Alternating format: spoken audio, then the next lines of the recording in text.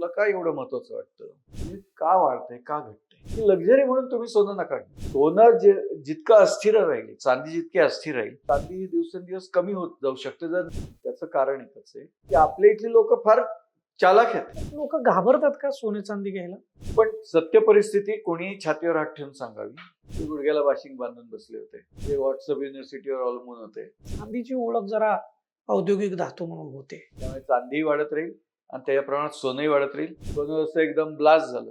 काही वेळेला 3-4 दिवसाकरता सोनं आणि चांदी दणकून खाली आलं. केंद्र सरकारने आव्हान केलं म्हणून त्याला फार मोठ्या प्रमाणात पब्लिसिटी मिळाली. या अनिश्चिततेच्या काळामुळे फार मोठं नुकसान व्हायला लागलं लोकांना. हा जो माझ्या अंगावरचा दागिना आहे, हाच फक्त मला कामी येणार आहे. याचा सगळ्याचा परिणाम आज आता सोनं चांदी मार्केटवरती काय आहे? जे आपण सांगितलं होतं तसं तसं घडत गेलं. बँकेत का नाही पैसे ठेवत? त्यामुळे आता दोनच पर्याय उरले. अशा रिस्कच घेऊ नका.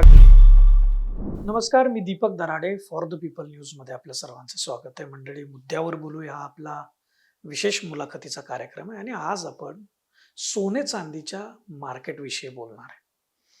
आपण गेल्या वर्षभरामध्ये सोनं चांदीचं जे मार्केट आहे ते ऐतिहासिक पातळीवरती खालीवर होताना बघितलं. त्याची कारणं अनेक आहेत.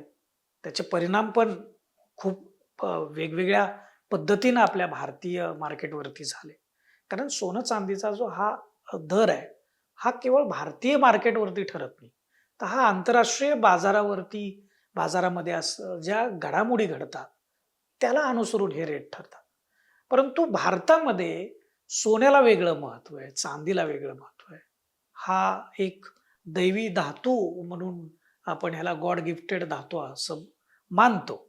परंतु या सगळ्या कालावधीमध्ये आता पुन्हा एकदा सोनं चांदीचं मार्केट म्हणजे युद्ध विराम झालेला आहे. तो स्वल्पविराम का असाना, पण तो आत्ता आपण युद्धविराम म्हणू शकतो. परंतु केंद्र सरकारने ड्युटी वाढवलेली आहे, इम्पोर्ट ड्युटी. त्याचा काय परिणाम होतोय? हा युद्धविराम आहे, त्याचा काय परिणाम होतोय? एकूणच आंतरराष्ट्रीय बाजारातल्या ज्या घडामोडी आहेत त्याचा या सोनं चांदीच्या ज्या मार्केट आहे त्याच्यावरती काय होतं हे आपल्याला सगळं समजून घ्यायचं. कारण आपण चांगली गुंतवणूक ही सोन्यामध्ये चांदीमध्ये करत असतो. आपल्या घरामध्ये कार्यक्रम असेल, विवाह असेल, काही वेगळा सोहळा असेल तरी आपण सोनं चांदी खरेदी करतो. हे शुभ धातू हा मानला जातो आणि म्हणून हे सगळं समजून घ्यायचं आपल्याला. गुंतवणूक करण्यासाठी ही माहिती आपल्याला उपयुक्त ठरणार आहे. त्यामुळे हा व्हिडिओ आपण शेवटपर्यंत बघा. अनेक गोष्टी तुम्हाला समजणार आणि हे समजून देण्यासाठी आपल्यासोबत आहेत श्री अमित मोडक, जे या सोनं चांदी मार्केटचे विश्लेषक आहेत, तज्ज्ञ आहेत. त्यांच्याशी आपण बोलणार आहे. आपलं मनापासून स्वागत आहे. सर, आत्ता म्हणजे युद्ध विराम आपण म्हणतोय, अनेक लोक स्वल्पविराम म्हणतात, कारण कधी कधी अधूनमधून हल्ले सुरूच आहेत. परंतु त्याच्यामध्ये कुठंतरी विरामाच्या पर्यंत आपण पोहोचतोय. हे जरी असलं तरी आंतरराष्ट्रीय बाजारामध्ये अनेक वेगवेगळ्या घडामोडी पण घडतात. याचा सगळ्याचा परिणाम आज आता सोनं चांदी मार्केटवरती काय आहे? नमस्कार. पहिले एकतर तुमच्या सगळ्या श्रोते म्हणा किंवा जे दर्शक आहेत चॅनलचे, त्यांचे मी आभार मानायला पाहिजे. कारण की 19-20 जानेवारीला आपण एक क्लिप केली होती, पॉडकास्ट केलं होतं, व्हिडिओ केला होता, ज्याला 5 लाखाहून जास्त लोकांनी बघितलं. 5,82,000 व्ह्यूज आहेत. तर एवढ्या मोठ्या संख्येने बघितल्यानंतर त्यांनाही लक्षात एक गोष्ट नक्की आली असेल की मी सोनं चांदीच्या व्यापाराशी जरी निगडीत असलो तरी सोनं चांदी विकण्याचा प्रयत्न मी माझ्या पॉडकास्टमधून कधी करत नाही. नक्कीच. कारण की त्या पॉडकास्टमध्ये आपण लोकांना सावधान राहा म्हणून सांगितलं होतं. हो हो. म्हणजे जर माझा तोच व्यवसाय असता तर मी कधीच त्यांना थांबवलं नसतं.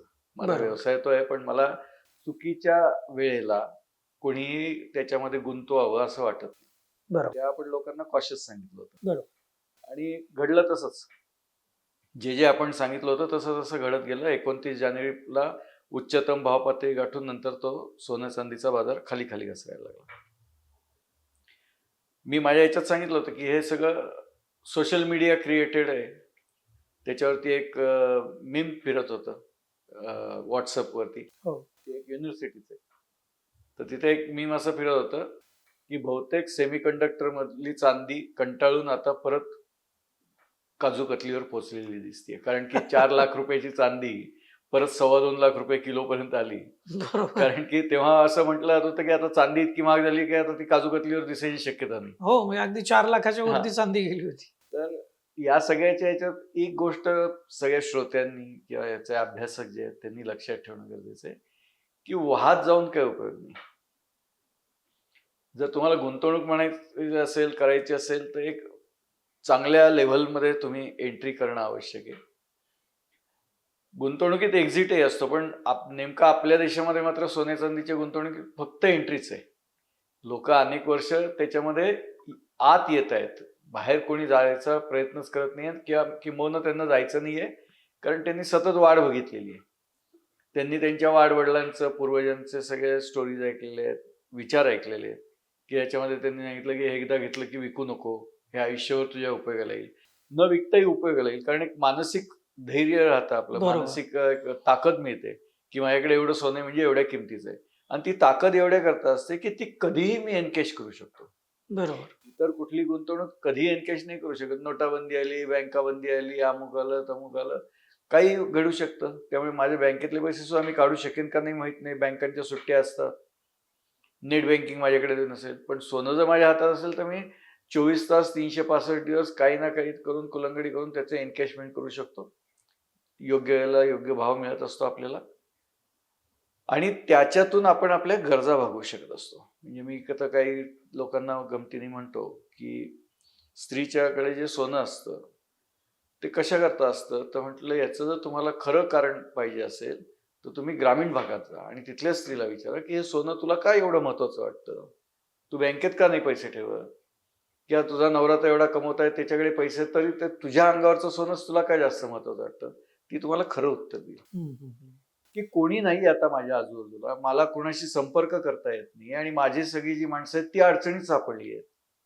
मला त्यांचे बँकांचे खाते नंबर माहिती नाही, पासवर्ड माहिती नाही, ब्रँच माहिती नाही, काही नाही, आणि मला त्यांना मदत करायची आहे, त्यांना सोडवायचं आहे अडचणीतून. तर हा जो माझ्या अंगावरचा दागिना आहे हाच फक्त मला कामी येणारी दुसरी कुठली गोष्ट कामी येणार. आता इतकं जर अनन्यसाधारण महत्व आपल्या भारतामध्ये त्या सोन्याला मिळत असेल, जे आहे स्वाभाविक आहे, हो. ज्याच्यात कुठलीही अतिशयोक्ती नाहीये, तर या धातूच्या बद्दल आपल्याला सगळी माहिती असणं गरजेचं आहे. त्याप्रमाणे आज आपण विचार करू की हे का वाढतंय, का घटतंय. आतापर्यंत आपण इकॉनॉमिक्सच्या पुस्तकांमध्ये शिकत गेलो की अडचणीचा काळ आला, युद्धजन्य काळ आला, अनिश्चितता आली तर सोन्याच्या किमती वाढतात. हे इकॉनॉमिक्सच्या पुस्तकामधून आपण शिकलेलो आहे. महागाई वाढली तर सोनं वाढतं. तर अनिश्चिततेचा काळ म्हणजे युद्धजन्य परिस्थिती बरोबर. असेल, दुष्काळ असतील किंवा काही जिओपॉलिटिकल बाकीची टेन्शन असतील, तर त्याच्यामध्ये सोनं वाढायला पाहिजे. आत्ताच्या काळामध्ये नेमकं उलट झालं बघा. 28 फेब्रुवारीला अटॅक झाला इराणवरती, अमेरिका आणि इस्रायलने केलं. एक दिवसापुरतं लोकांना बहुतेक ते जुनं इकॉनॉमिक्सचं पुस्तक आठवलं की अडचणीचा काळ असेल तर सोनं वाढायला पाहिजे. आणि मग 2 मार्चला भाव वरती गेला, जो 29 जानेवारीपासून खाली खाली खाली खाली येत होता. कारण मी जसं सांगितलं की 29 जानेवारीला उच्चतम भाव होऊन तो खाली पडायला लागला. हो. 29 जानेवारीला उच्चतम सोन्याचा भाव 1,80,000 झाला होता. चांदीचा भाव जवळपास 4 लाखाला पोहोचला होता. तो खाली खाली येत साधारणपणे फेब्रुवारीच्या 4थ्या आठवड्यापर्यंत सोनं साधारणपणे 1,25,000 पर्यंत खाली आलं होतं. चांदी साधारणपणे 2,60,000 रुपयेपर्यंत खाली आली होती. आणि 28 फेब्रुवारीच्या या घटनेनंतर एक दिवस का होईना त्या जुन्या इकॉनॉमिक्सच्या पुस्तकाच्या आधारे लोकांना एकदा आठवण झाली आणि 2 मार्चला बाजार उघडतात. कारण 28 फेब्रुवारीला तर शनिवार होतं, जगातले सगळेच बाजार बंद होते, त्यामुळे इमिजिएट रिॲक्शन कळू शकणार नव्हती आपल्याला. 2 मार्चला जेव्हा जगातले बाजार उघडले, भारतातले बाजार उघडले, तेव्हा ते 1,45,000चं सोनं अचानक 1,70,000 झालं. चांदी 2,60,000-70,000ची होती, ती परत 3,20,000 पर्यंत पोहोचली.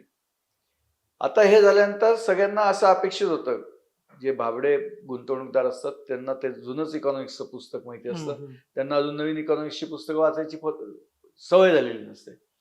ते धावायला लागले की अरे बापरे, युद्धजन्य परिस्थिती, आता अमेरिकेसारखा देश, इस्रायल सारखा देश इराणवरती अटॅक करतोय, आशियामध्ये अशांतता, तेल बाजारात अशांतता, तर वाढणार. पण ते पडायला लागलं.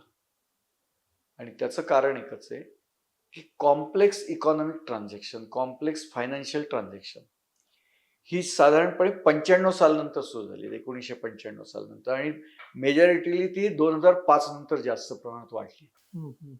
डेरिव्हेटिव्ह आपण ज्याला म्हणतो, वेगवेगळे कॉम्प्लेक्स असतात, त्यानंतर स्वॅप म्हणतात.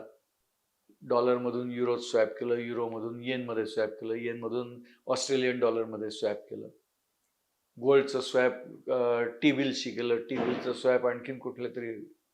हे सगळे swap transaction, derivative transaction, options, या सगळ्या ट्रेडिंगमध्ये या अनिश्चिततेच्या काळामुळे फार मोठं नुकसान व्हायला लागलं लोकांना.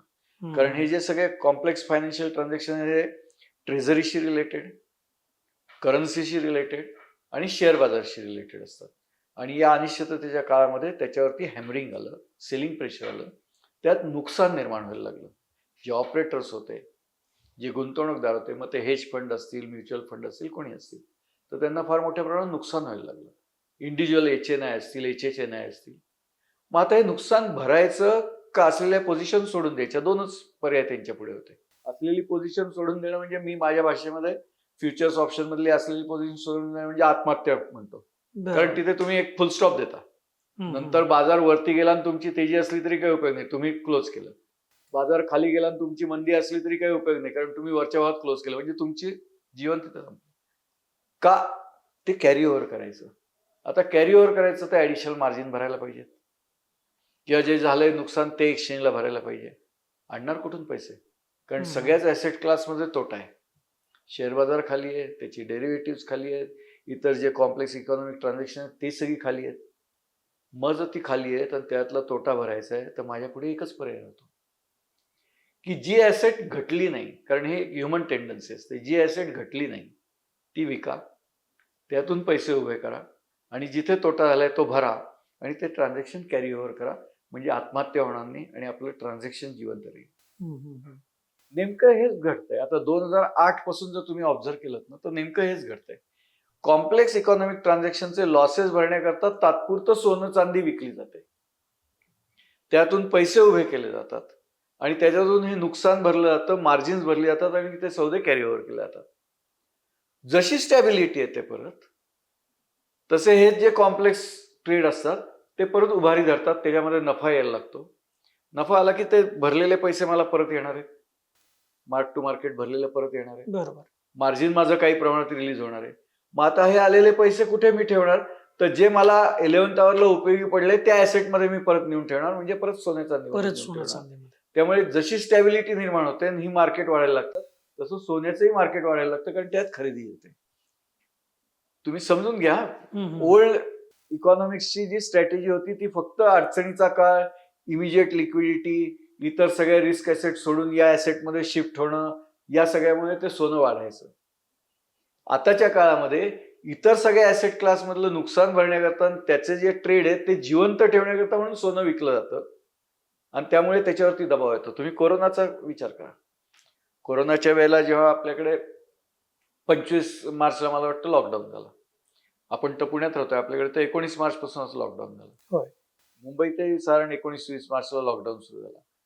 तर त्या सुमारास जर जाऊन तुम्ही सोन्या चांदीचा व्यापार बघितला ना, तर तेव्हाही असं सेलिंग प्रेशर आलं होतं, कारण शेअर बाजार कोसळले होते, शेअर बाजारचं फ्युचर्स ऑप्शन कोसळलं होतं, हे सगळी कॉम्प्लेक्स इकॉनॉमिक ट्रान्झॅक्शन ती कोसळली होती. मग तिथले लॉसेस भरण्याकरता, तिथले मार्क टू मार्केट मार्जिन्स भरण्याकरता, त्याही वेळेला 3-4 दिवसाकरता सोनं आणि चांदी दणकून खाली आलं होतं. म्हणजे कुठून खाली आलं होतं? साधारणपणे $1650 प्रति अंशचं सोनं $1400 पर्यंत खाली आलं होतं.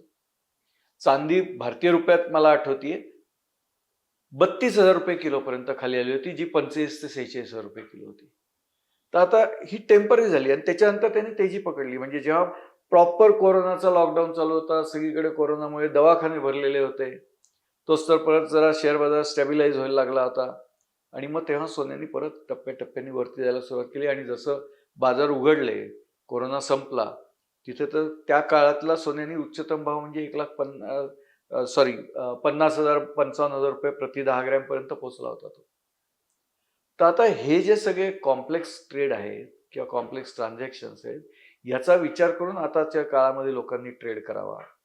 आता जी केंद्र सरकारने जी इम्पोर्ट ड्युटी 15% केली आहे, किंवा आता युद्धविराम आहे, त्याचा आत्ता म्हणजे काय परिणाम जाणवतोय? आणि आता परिणाम म्हणून जर तुम्ही असं लेमॅन म्हणून विचार करा, ज्या दिवशी 15% ड्युटी वाढली त्या दिवशी सोनं किती रुपयाला होतं? 1,70,000 रुपये प्रति 10 ग्रॅम होतं. बरोबर आहे? त्या दिवशी तर युद्ध चालू होतं. त्या दिवशी तर अवाई उठली होती की आता आपल्याकडचं करन्सी संपली आहे, फॉरेन एक्सचेंज संपलंय. त्यामुळे आपल्याला अनेक जणांनी हे सल्ले दिले होते की तेल कमी खा, पेट्रोल डिझेल कमी वापरा, सोनं 1-1 वर्ष 2-2 वर्ष घेऊच नका. आज 1 महिन्यानंतर युद्ध थोडंसं थांबलंय, कारण तुम्ही म्हटलं तसा तो स्वल्पविराम आहे. आता मागल्या आठवड्यातही परत अटॅक सुरू झाले होते. स्वल्पविराम आहे, पूर्णविराम नाही. पण इंटरनॅशनल मार्केटमध्ये क्रूडच्या किमती 110, 112, $15 पर्यंत पोहोचलेल्या. काल निश्चितम पातळीला म्हणजे $67 पर्यंत खाली आलेल्या, म्हणजे जवळजवळ 70% घटल्या होत्या. बरोबर. आता एवढ्या जर घटल्यानंतर मग ते इम्पोर्ट स्वस्त झालंय आणि थोडीशी जी काय भीती होती की आता हे युद्ध किती दिवस चालेल ती कमी झाली आहे. पण केंद्र सरकारने ज्यावेळेस आवाहन केलं की तुम्ही सोने खरेदी फक्त गरजेपुरतीच करा, तर तो काय इम्पॅक्ट जाणवला का मार्केटवरती? आणि आता केंद्र सरकारने आवाहन केलं म्हणून त्याला फार मोठ्या प्रमाणात पब्लिसिटी मिळाली, कारण की सगळ्या यंत्रणा त्यांच्याकडे. त्यांनी एक वाक्य बोललं तर भारतभरच्या सगळ्या प्रक्षेपकांना, म्हणजे तुम्ही तुमच्या चॅनलवरती कित्येक वेळा सांगितलं असेल, तर ते पोचतं. पण सत्य परिस्थिती कोणीही छातीवर हात ठेवून सांगावी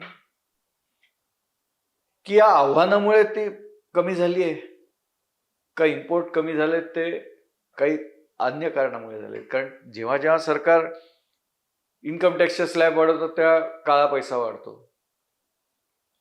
एखाद्या अशा टँजिबल आणि इझिली ट्रान्झिटेबल गोष्टीवरची ड्युटी वाढते तेव्हा स्मगलिंग वाढतं. तर गेल्या जर 8-10-15 दिवसातल्या तुम्ही जर न्यूज वाचल्या असतील स्मगलिंगच्या, तर ते वाढले. कारण ड्युटी कमी केली त्या दिवशी 8 लाख रुपये एका किलोला ड्युटी होती. आज ती 22 लाख रुपये एका किलोला ड्युटी आहे. तर कोणाच्याही तोंडाला पाणी सुटेल ना. मी 1 किलो जर सक्सेसफुली ट्रान्झिट करून आणलं तर माझे 22 लाख रुपये मला मिळू शकतात त्याच्यात. पूर्वी 8 लाख मिळायचे, तेव्हा रिस्क घेणं परवडत नव्हतं. ती लोक सुद्धा जे हे व्यवसाय करत असतील त्यांनाही ROI वगैरे कॅल्क्युलेशन असतील. तर माझ्या दृष्टीने ही ड्युटी वाढल्यानंतर एकतर पहिली गोष्ट म्हणजे स्मगलिंग वाढू शकतं. त्यांनी इम्पोर्ट ऑफिशियली कमी होतो. आपल्याला आपण जे ऐकतोय किंवा वाचतोय ते ऑफिशियल इम्पोर्टचे आकडे वाचतोय. दुसरी गोष्ट अशी आहे की जर तुम्ही ग्राउंड रिअलिटीमध्ये जर आलात तर 1 लाख रुपये सोनं ज्या दिवशी क्रॉस झालं, म्हणजे माझ्या अंदाजे मे 2025 ची गोष्ट असेल, त्या दिवसापासून ग्राहकांनी त्यांच्या जवळचं असलेलं सोनं एक्सचेंज करून नवीन दागिने घेण्याची जी पद्धत होती ती वाढवली. ऑलरेडी होतीच सिस्टीममध्ये, पण एकूण विक्रीच्या सराफांकडच्या साधारण 25 ते 30% एक्सचेंज व्हायचं, बाकीचं नवीन सोन्यातून घडवलं जायचं. ही जी पद्धत आहे ती वाढत वाढत जाऊन ते 25-30% वरून साधारणपणे मागल्या वर्षीच्या जुलै-ऑगस्ट 2025च्या काळात जर तुम्ही गेलात तर ती प्रमाण 50% पर्यंत पोहोचलं होतं. दुप्पट झालं. आणि आत्ताच्या घडीला म्हणजे जर तुम्ही हे आव्हान होण्याच्या आदल्या दिवशी सुद्धा जरी जाऊन चेक केलं तर हे प्रमाण 70%च्या पुढे गेलेलं आहे. बरं. आपली जी जनता आहे ना तिची व्हिजन खूप चांगली आहे. तिला बरोबर कळतं की कधी काय करायचं. बरोबर. त्यामुळे आपण म्हणतो ना, भारतातले बनीय लोक असू देत किंवा वाणी लोक असू देत किंवा कोणी लोक असू देत, त्यांची जी बुद्धी तल्लकता आहे, चाणक्य आपल्याकडे झालं, चाणक्य जगात दुसरीकडे कुठे झाला नाही. तर त्यांना बरोबर माहिती आहे की कुठल्या वेळेला काय करायचं. तर त्यांनी बरोबर केलं की इतके दिवस जे आपण थेंबे थेंबे थोडं थोडं थोडं थोडं घेऊन ठेवलेलं सोनं आहे त्याच्यातून आत्ता दागिना करायचा. कारण आत्ता जर मला 20 ग्रॅम 25 ग्रॅमचा दागिना करायचा आला तर माझ्याकडे काही 3-4 लाख रुपये नवीन नाही, पण मला तो दागिना तर करायचा आहे, कारण माझी परंपरा, सनातन धर्म, संस्कृती याच्यात तो दागिना करणं गरजेचं आहे. माझ्याकडे जे साठवलेलं चोख सोनं आहे, जे मी विविध सणांना मुहूर्तांना घेत गेलोय थोडं थोडं थोडं थोडं थोडं, ते आता मी वापरत आणतो. ही अशी परिस्थिती ज्यावेळेस घडते, हे इतकं व्हेरिएशन्स आपण बघतो, तर लोक घाबरतात का सोने चांदी घ्यायला?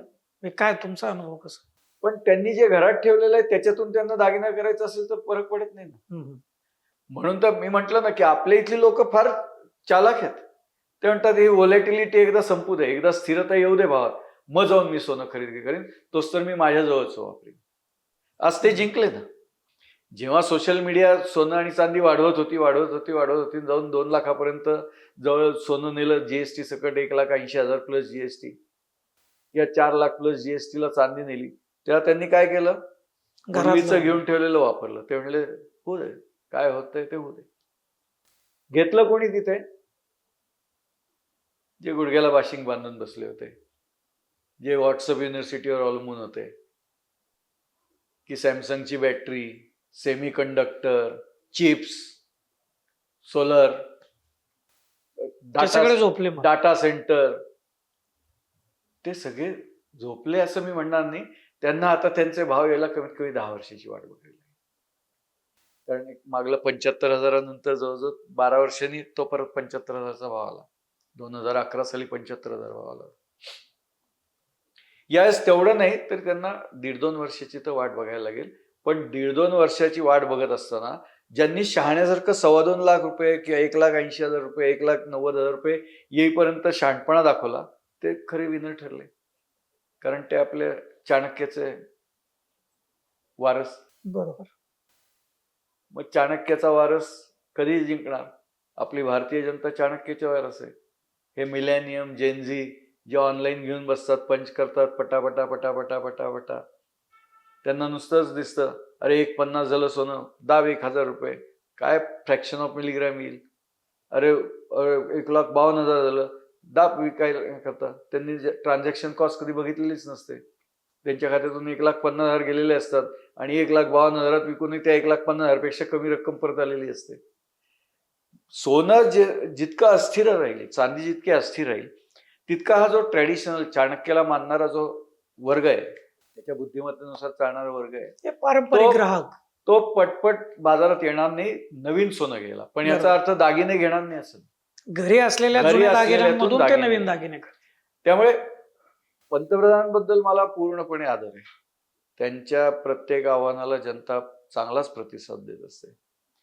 त्यांना जे काय म्हणायचं होतं ते त्यांनी म्हटलं की 1 वर्ष दागिने घेऊ नका. पण आपल्याला माहिती आहे तेही मानतात, आपणही मानतो, आपला सनातन धर्म आहे किंवा संस्कृती आहे किंवा परंपरा आहे. त्यानुसार मी असं नाही म्हणू शकत की आज माझी मुलगी देतो, पुढल्या वर्षी दागिने देतो, असं मी मुलाच्या वडिलांना सांगू शकत नाही. त्यामुळे मला तिच्या अंगावर दागिने घालून पाठवायलाच पाहिजे. त्यामुळे मी माझ्या घरातलं जे सोनं साठलेलं आहे त्यातून दागिने घडवून तिला पाठवणार आहे. त्यांना निश्चितपणे हेच म्हणायचं असणार आहे की चैन म्हणून, लक्झरी म्हणून सोनं घेऊ नका. त्याच्याशी मीही सहमत आहे. कारण देशही तर पहिलं. जर माझ्याकडचं फॉरेन एक्सचेंज संपत आलंय किंवा त्याच्यावरती प्रेशर आलंय तर मला नवीन आयात करायला भाग पाडू नका. अगदी तुमची गरज म्हणून जेवढं असेल तेवढं. कारण त्यांनी खाद्यतेल पण कमी वापरा सांगितलं. म्हणजे काय सांगितलं की अनावश्यक खाद्यतेल वापरू नका. काही स्वयंपाकघराला कुलूप लावा असं नाही त्यांनी सांगितलं. तसंच इथे त्यांचा उद्देश असणार आहे सांगण्याचा की लक्झरी म्हणून तुम्ही सोनं नका घेऊ. आणि त्याच्याशी मी सहमत आहे किंवा ज्वेलरीचं पूर्ण मार्केट सहमत असेल त्यांच्या मताशी. फक्त एखादंच ते वाक्य त्या बाकी सगळ्या वाचनाच्या ह्याच्यात राहून गेलं असेल. एक गोष्ट त्याच्याविषयी खरं तुम्हाला विचारायचं तुम्हाला, की त्या सगळ्या मधल्या काळामध्ये सोनं पण वाढत होतं, चांदी पण वाढत होती, पण सोन्यापेक्षा चांदीची चर्चा खूप होत होती. आणि मी असं की आता पूर्वी आपण चांदीचे पण दागिने करत होतो आणि मग आता दागिन्याचा धातू याच्यापेक्षा चांदीची ओळख जरा औद्योगिक धातू म्हणून होते. आणि असं दिसतंय की सोन्यापेक्षा पण चांदीला भाव जास्त होतो, मिळेल की काय अशी परिस्थिती ह्या सगळ्या मधल्या काळातल्या त्या घडामोडीमुळे आहे. तुम्ही कसं बघता याच्याकडे? चांदी खूप दिवस डिप्रेस राहिली होती, दबून राहिली होती. म्हणजे तुम्ही परंपरागत जर चांदी सोन्याचे रेशो काढून बघितले तर ते 80 पटीच्या आसपास असतात. म्हणजे 1 किलो सोन्यामध्ये 80 किलो चांदी. आताचा समजा भाव म्हटलं 1 किलो सोन्याचा किती होतो, साधारण 1.5 कोटी रुपये. आणि 2.5 कोटी रुपयाला चांदी, 2.5 लाखाला चांदी. तर ते आता 60 रेशोवरती आलंय.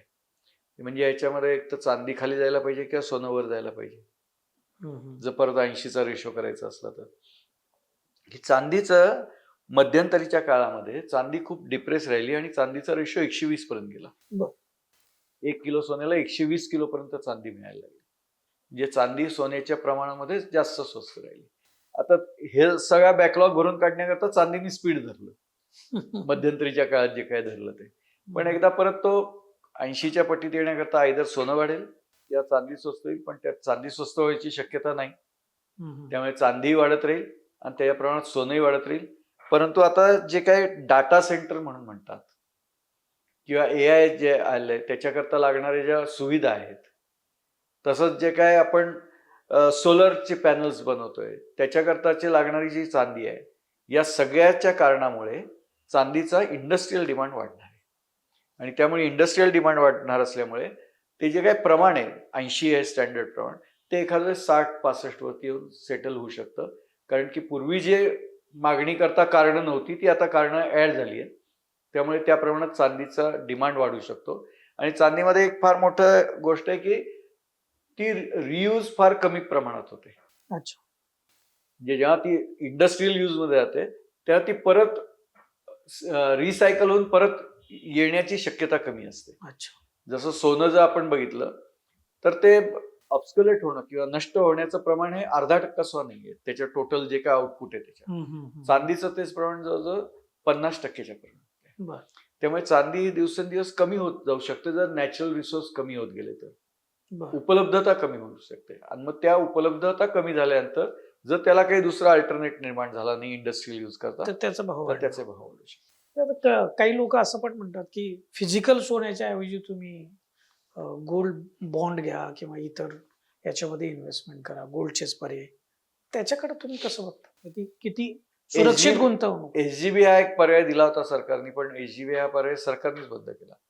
कारण त्यांना पण असे सोनं एवढं वाढेल असं अपेक्षित नव्हतं. हो. आणि त्यामुळे सरकारने पैसे तर घेतले, सोनं काही खरेदी केलं नाही. आणि ते त्यांच्या इतर योजनांमध्ये डेव्हलपमेंटच्या कामामध्ये पैसे वापरले गेले. सोनं जसं एकदम ब्लास्ट झालं तसं सरकारला कळलं की आपण जर सोनं घेतलं तरच SGB इश्यू करणं योग्य आहे, नाही तर हे काही खरं नाही. त्यामुळे त्यांनी ती स्कीम थांबवली आणि उलट असलेले SGBs रिटायर करत गेले. लोकांना चांगले पैसे मिळाले. 5 आणि 6 हजार रुपये ग्रॅमच्या भावामध्ये ज्यांनी SGB घेतले होते त्यांचे 15,000 रुपये ग्रॅमच्या भावामध्ये SGB परत केले गव्हर्नमेंटने. त्यामुळे आता SGB हा पर्याय उरला नाही. त्यामुळे आता 2च पर्याय उरले. एक तर तुम्ही म्युच्युअल फंडचे ETFs मध्ये जा किंवा फिजिकलमध्ये जा. फिजिकलमध्ये काय होतं, फिजिकलमध्ये खरेदी विक्रीच्या भावातला फरक आणि GST ज्याला आपण ट्रान्झॅक्शन कॉस्ट म्हणू शकतो, ती जवळपास 6% पडते. हेच जर तुम्ही ETF मध्ये जर गुंतवणूक केली तर ETF मध्ये ही कॉस्ट 1%च्या जवळपास मर्यादित होते. आणि ETF ही जेवढ्या वेळेस शेअर बाजार चालू असतो तेवढ्या वेळेस तुम्ही ट्रेड करू शकता, खरेदी विक्री करू शकता. आणि पण ती सुरक्षित आहे का? सुरक्षित आहे, कारण की ETFs हे सेबी आणि एम्फी मॉनिटर्ड आहेत. एक गोष्ट लक्षात घ्या, डिजिटल गोल्ड आणि याच्यातला फरक लक्षात घ्या. ETF जरी डिजिटल असले, पेपरलेस गोल्ड म्हणून जरी त्याला म्हटलं जात असलं तरी त्याचं मॉनिटरिंग हे एम्फी आणि सेबी दोघं जण करतायत. RBIच्या गाईडलाईन्स आहेत त्याला की तुमच्याकडे जेवढे पैसे येतील कलेक्शन मध्ये त्याच्यातून तीच अंडरलाईंग ॲसेट तुम्ही खरेदी करायची. ते लिक्विड ठेवून नाही द्यायचे. टायमिंग नाही करायचं की आज 1,60,000 मध्ये माझ्याकडे कॉन्ट्रीब्युशन आलंय 10 किलो सोन्याचं, थोडं खाली येईल वाटतंय तर उद्या घेईन. ते त्याच्या त्यावेळेला घ्यायचं. No timing. डिजिटल गोल्डमध्ये आपण कंट्रोलच नाही, त्यामुळे आपल्याला ट्रान्सपरन्सी नसल्याने माहिती नाही काय घडतंय ते. त्यामुळे मी त्याच्यावर काही जास्त कॉमेंट करू इच्छित नाही, कारण आपल्याला जे माहिती नाही त्याच्यावर आपण कॉमेंट करणं म्हणजे एक तर ती चुकीची असू शकतात किंवा डिस्टर्बिंग असू शकतात. So I will not comment on that. पण ETF आहेत ते मॉनिटर्ड आहेत सेबी आणि एम्फी कडून ॲज वेल एज RBIच्या गाईडलाईननुसार. त्यांना मॅन्डेटच हे दिलंय की तुमच्याकडे जेवढे पैसे जमा होतील तेवढ्याचे इमिजिएट तुम्ही अंडरलाईंग ॲसेट परचेस करायचे. तुमच्याकडे जेवढं रिडम्शन येईल, परत पुनर्खरेदी कराल, तेवढ्याचं अंडरलाईंग ॲसेट बाजारात विकून पैसे घेऊन ते माणसाला पोहोचवायचे. ते त्याच्यामध्ये टायमिंग नाही करू शकत, स्पेक्युलेट नाही करू शकत. आता ETF सुरक्षित आहेत. आत्ताची जी परिस्थिती आहे, आत्ता जर ग्राहक म्हणून खरेदीचं नियोजन करायचं असेल तर ते कसं केलं पाहिजे? म्हणजे तुम्हाला जर पेन्शन म्हणून करायचं असेल किंवा तुमच्या उतार वयाची प्रोव्हिजन म्हणून करायचं असेल तर काही काही जे जुने जाणते लोक आहेत ते म्हणतात की साधारणपणे 10 ग्रॅम सोनं हे एका महिन्याच्या खर्चाला पुरतं. आणि त्या वेळेला महागाई ती तशीच होते जशा प्रमाणामध्ये सोन्याचे भाव असतात. म्हणजे तुम्हाला आज जर 1 महिना घालवायचा असेल, आई वडील, त्याचा मुलगा बायको आणि त्यांची 2 मुलं, असं 6 जणांचं कुटुंब, दुसऱ्या कशावरही अवलंबून न राहता, कोणीच कमवत नाही असं गडीवर धरा, तर त्यांना 10 ग्रॅम सोन्याचे इक्विव्हॅलंट खर्च आहे रिझनेबली लाईफ घालवण्याकरता. रोल्स रॉईस किंवा एअर ट्रॅव्हल अशा लक्झरीज नाही म्हणते मी, नॉर्मल लाईफ, मुलांची योग्य ती शिक्षणं.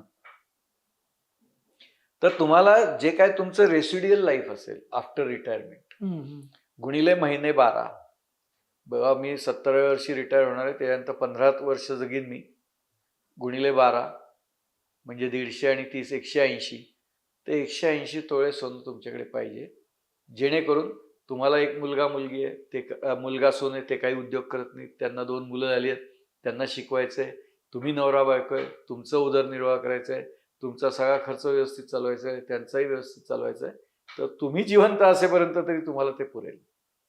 याच्याकरता खूप ऍडव्हान्स नियोजन करावं लागतं. बरेच लोक म्हणतील आता कुठे 1,50,000 रुपये कोणाला जमणार आहेत. 1,50,000 जमणार नसली तरी जर तुम्ही वर्ष 20 किंवा 21ला जर हे नियोजन चालू केलं तर निश्चितच तुमच्या 60व्या 65व्या वर्षाच्या रिटायरमेंटच्या वेळेला, कारण आजकाल नवरा बायको दोघं नोकरी करत असतात, बरोबर, त्यामुळे त्यांनी निम्मा त्याच्यातला क्वांटिटी घेतली आणि जर चालू केलं अशा प्रकारे प्लॅन करून, तर ते साठवू शकतात, नाही साठवू शकत असं नाही. आणि मग ह्याला कुठलेही स्टार नसतात तो पेन्शन स्कीम सारखे, की जेव्हा तुमची मॅच्युरिटी येईल त्यावेळेला असलेल्या बॉन्डच्या रेटनुसार तुमचं पेन्शन ठरेल, तेव्हा अॅन्युइटी खरेदी केली जाईल आणि त्याप्रमाणे तुम्हाला दिलं जाईल. त्यात युनिट लिंक घेतला असेल तर तेव्हा शेअर बाजारामध्ये तुमच्या गुंतवणुकीचं जे मूल्य येत असेल ते तुम्हाला दिलं. नो सब्जेक्टिव्हिटी, कारण सोनं आहे ते, बरोबर. आणि it is at your disposal. किती काही वेडेवाकडे चढ उतार झाले तरी तुमची पुंजी तुमच्या हातात आहे. मग आता जर फिजिकल सोनं घ्यायचं असेल तर तुम्ही ETF घेऊ शकता, याच सूत्रानुसार तुम्ही ETF घेऊ शकता. बरोबर. याच्यामध्ये बऱ्याचदा आपण बघतो की ते मार्केट म्हटलं की फसवाफसवीची गोष्ट आली. ज्यावेळेस इतकं फ्लक्च्युएशन येतं त्यावेळेस तर अनेक असे जे स्लीपर सेल ज्याला आपण म्हणू, असे सेल ऍक्टिव्हेट होतात आणि लोकांची फसवणूक करतात. तर अशा वेळेस सावधगिरी काय बाळगली पाहिजे? सावधगिरी, एक तर ॲथोराइज स्कीम मध्ये लोकांनी पैसे घालायला पाहिजे. उद्या मोडक गेले बाजारात, म्हणले बघा सोनं 60% वाढलं गेल्या वर्षात, तुम्ही सोन्यात गुंतवायला मला 2 लाख रुपये द्या, मी तुम्हाला त्यावर 75% पुढल्या वर्षात परतावा देतो. अजिबात विश्वास ठेवू नका. हे मोडक इंडिव्हिज्युअली सांगतायत. मोडक मॉनिटर्ड आहेत का, रेग्युलेटेड आहेत का? नाही, ते त्यांच्या मनाने काम करणार आहेत, काही घडू शकतं. 75% द्यायच्या ऐवजी 75% वजा करून सुद्धा पैसे तुमच्या हातात येऊ शकतात. अशा रिस्कच घेऊ नका, कारण या गुंतवणुकीकरता तुम्हाला इतर कितीतरी रेग्युलेटेड गोष्टी उपलब्ध आहेत. रेग्युलेटेड गोष्टच उपलब्ध नाही तर ठीक आहे, पण रेग्युलेटेड गोष्ट जिथे उपलब्ध आहे तिथे अनरेग्युलेटेड ह्याच्या भानगडीत पडू नका. काहीतरी अवास्तव कोणीतरी तुम्हाला परतावा देण्याची हमी देतंय किंवा ह्याच्याकरता. ब्रँडेड जे ट्रेडर्स आहेत, जे फिजिकल जर तुम्हाला करायचं असेल त्यांच्याकडेच करा, कारण नाही तर मी म्हणणार बुकिंग करा, 10% डिस्काउंट, 1 वर्षानंतर डिलिव्हरी. 1 वर्षानंतर मी आहे का नाही मला माहित नाही. पण ब्रँडेड कडे गेलात, ब्रँडेडवाला काय म्हणतो, बुकिंग कर, पैसे भर, वस्तू घेऊन जा. तर तुम्हाला असल्या काही योजना सांगत नाही. बरोबर. तर अशा फसव्या योजना किंवा ज्या ॲबनॉर्मल रिटर्न्स देणाऱ्या योजना आहेत त्यांनी टेम्प्टून तिथे पैसे घालू नका, कारण की आपण इतकं वाचत असतो, हा बुडाला तो बुडाला, एवढ्याचं फसवलं गेलं, तेवढ्याचं फसवलं गेलं, वृद्धांना फसवलं, अमुक केलं. मी तर रिटायर्ड मंडळींना तर फार सल्ला देईन की रिटायर्ड मंडळींनी तर बँका, ETF, म्युच्युअल फंड याच्या व्यतिरिक्त कशातही जाऊ नये, कारण ते माहिती आहे, ते मॉनिटर्ड आहे, गव्हर्नमेंट मॉनिटर्ड आहे. आता UTI 64 एक होतं, तुम्हाला माहिती असेल. UTI 64 नावाची एक स्कीम होती जी मनमोहन सिंगांच्या काळापासून फार चांगली चालली. म्हणजे तिथं होती आपल्या 1960 साल नंतर 1964ला त्याची स्कीम काढली. 1960ला UTI अस्तित्वात आलं. वर्षानुवर्ष त्याच्यामध्ये लोक पैसे ठेवत होते. वर्षानुवर्ष त्याला 30 जूनला डिव्हिडंड डिक्लेअर व्हायचा, लोकांना पैसे मिळायचे त्याचे, आणि त्याची युनिट्स लोक कॉन्ट्रीब्युट करत होते, जे देशाच्या विकासाकरता, इंडस्ट्रीच्या विकासाकरता UTI वापरत होतं. पण हे सगळं करत असताना काही काळ असं झालं की गव्हर्नमेंटला त्याच्यावरती डिव्हिडंड देणं शक्य नव्हतं, पण त्यातली विश्वासार्हता जाऊ नये म्हणून गव्हर्नमेंट डिव्हिडंड देत राहील, त्याची किंमत टिकवून धरली. पण नंतर एका विशिष्ट मर्यादेनंतर त्यांना लक्षात आलं की हे फार काळ आपण सहन करू शकणार नाही हे जे नुकसान आहे ते. आणि बरोबर. म्हणून ती योजनेला त्यांनी पूर्णविराम दिला. पण पूर्णविराम देत असताना जे एक्झिस्टिंग त्याच्यातले युनिट होल्डर होते त्यांना त्यांनी फसू दिलं नाही. त्यांना त्या दिवसाची जी किंमत होती ती पूर्णच्या पूर्ण त्यांच्या हातात पोहोचवली बरोबर. म्हणजे आणि योग्य. सांगितलं की आता इथून पुढे मात्र बाजाराशी लिंक असेल ही स्कीम. बरोबर. गव्हर्नमेंट काही स्वतःच्या डोक्यावरती त्याचं ओझं घेऊन करत. त्याच्यातून पैसे नाही देणार ते. त्यामुळे ज्या रेग्युलेटेड स्कीम असतात ना त्याच्यामध्ये इन्व्हेस्टमेंट करा. धन्यवाद सर, तुम्ही बराच वेळ या सगळ्या घडामोडीबद्दल मार्गदर्शन केलंय. खरं तर सोन्या चांदीच्या बाजारामध्ये जे अप्स अँड डाऊन्स आपण बघितलेत अगदी कमी पिरियडमध्ये, आणि त्याच्यामुळं ग्राहक वर्ग बऱ्याचदा साशंक होता की घ्यायचं की नको. आणि या सगळ्या काळामध्ये मागं पण आपण बोललो, अतिशय योग्य मार्गदर्शन तुम्ही केलं आणि त्याला भरपूर असा प्रतिसाद प्रेक्षकांनी आपल्याला दिला होता. आजही तुम्ही अत्यंत मार्मिक शब्दामध्ये योग्य अशी ट्रान्सपरंट भूमिका घेऊन लोकांना जागरूक करण्याचा प्रयत्न केला. आपण वेळ दिलात त्याबद्दल मनापासून आपले आभार आहेत. आणि आपण अशाच पद्धतीचे जे व्हिडिओ आहेत ते फॉर द पीपल वरती पाहण्यासाठी चॅनलला सबस्क्राईब करा. मार्केटमधल्या चढ उतारामुळं घाबरून जाण्याचे कारण नाही. आणि आपण चाणक्याचे वारसदार आहे असं मोडक सर म्हणालेत, तर खरंच आपल्याला ही परंपरा आहे, त्याच्यामुळं आपल्याला कळत राहतं की नेमकं काय केलं पाहिजे. परंतु असं जरी असलं तरी सध्या ह्या डिजिटल युगामध्ये अनेक प्रकारे आपली फसवणूक होऊ शकते. त्यामुळं इतर कुठल्याही गोष्टींना बळी पडू नका. आणि ज्याच्यावरती सरकारी मॉनिटरिंग आहे, जे सरांनी आपल्याला त्याची माहिती दिली आहे, अशाच गोष्टींमध्ये आपण इन्व्हेस्टमेंट करा. आणि आपली जी आयुष्यभराची कष्टानं कमावलेली जी पुंजी आहे ती योग्य सुरक्षित अशी ठेवा. धन्यवाद.